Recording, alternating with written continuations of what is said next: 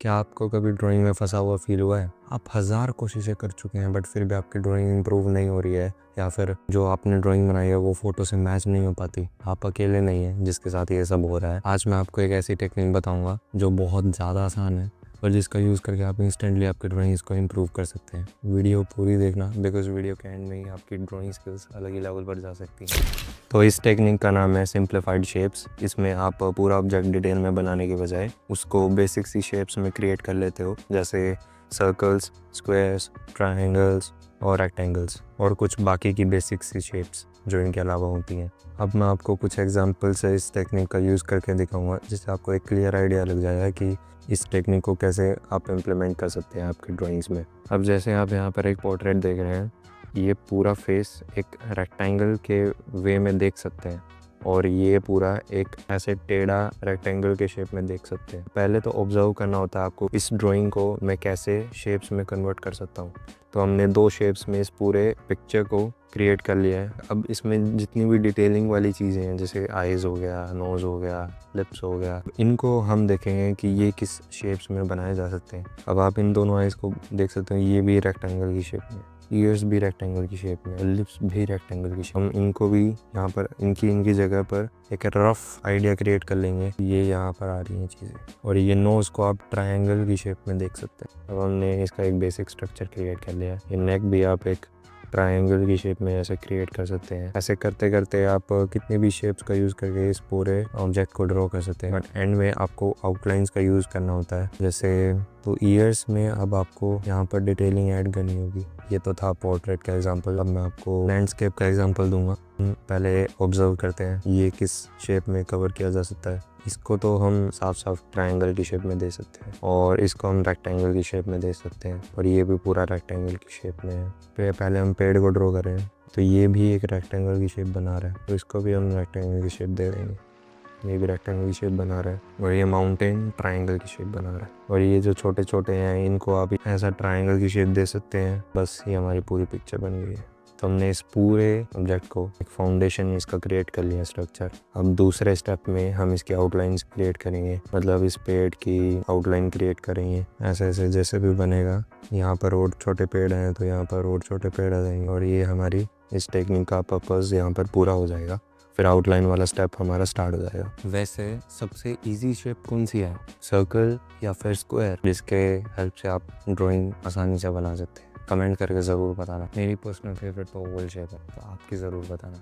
अब एक still life का एग्जांपल मैं आपको देता हूँ। तो फर्स्ट स्टेप हम फॉलो करेंगे। ये एक रेक्टेंगल की शेप दे रहा है, ये भी एक रेक्टेंगल की शेप दे रहा है, ये भी एक रेक्टेंगल की शेप दे रहा है, एक सर्कल की शेप दे रहा है, और ये एक ट्राइंगल की शेप। तो हम इसको यहाँ पर उतार लेंगे, और ये इस हैंडल को हम लाइन के फॉर्म में दिखा सकते हैं। लाइन एक शेप नहीं है, बट स्टिल ये काफ़ी हद तक आसानी दे देगा हमें।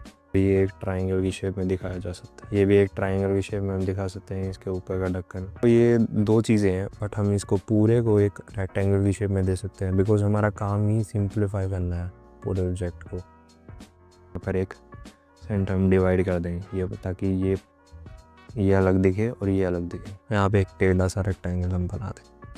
ये कहो सर्कल सा है, पीछे की टेबल की लाइन को हम शो कर सकते हैं। तो मैंने आपको ये तीनों के एग्जांपल्स दे दिए हैं इस टेक्निक का यूज़ करके। आई होप आपको एक बहुत क्लियर आइडिया लग गया है कि इस टेक्निक को आप पोर्ट्रेट, लैंडस्केप और स्टिल लाइफ में कैसे यूज़ कर सकते हैं।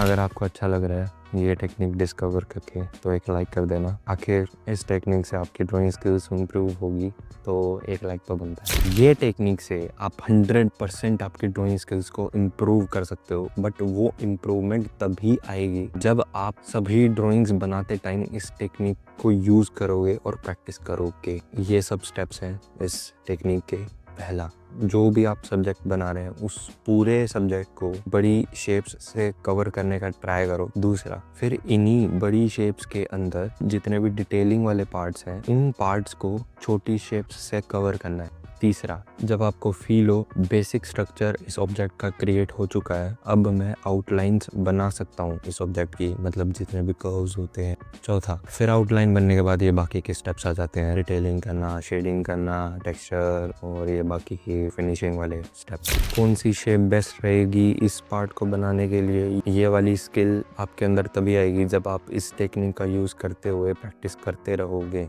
और इस टेक्निक का यूज़ करके जब आप देखोगे कि मेरी ड्राइंग स्किल्स इंप्रूव हो रही है, उससे आपका अलग ही लेवल का कॉन्फिडेंस आएगा एंड पहले के कंपैरिजन में आपकी बहुत कम मिस्टेक्स होने लगेगी ड्राइंग में। ये टेक्निक ट्राई करने के बाद कमेंट करके ज़रूर बताना कि आपको क्या इंप्रूवमेंट फील हो रही है आपकी ड्राइंग स्किल्स में। तो आज ही ट्राई करना इस टेक्निक को, और कोई प्रॉब्लम फेस करो या समझ में ना आए कि अब क्या करना है तो ये वीडियो फिर से देख लेना। और कमेंट सेक्शन भी खुला है आप सभी के प्रॉब्लम्स के लिए, तो वहाँ पर मैं आंसर कर दूँगा आपकी स्पेसिफिक प्रॉब्लम का। अगर आप सीरियस हैं आर्टिस्ट बनने के लिए और अर्न करने के लिए एज एन आर्टिस्ट, तो इस चैनल को अभी सब्सक्राइब कर लो, बिकॉज आगे ऐसी वीडियोज़ आने वाली हैं जो आपकी लाइफ चेंज कर सकते हैं एज एन आर्टिस्ट। प्लस उन टॉपिक्स को कोई और दूसरा चैनल डिस्कस भी नहीं करता है, तो जल्दी से इस आर्ट फैमिली को ज्वाइन कर लीजिए।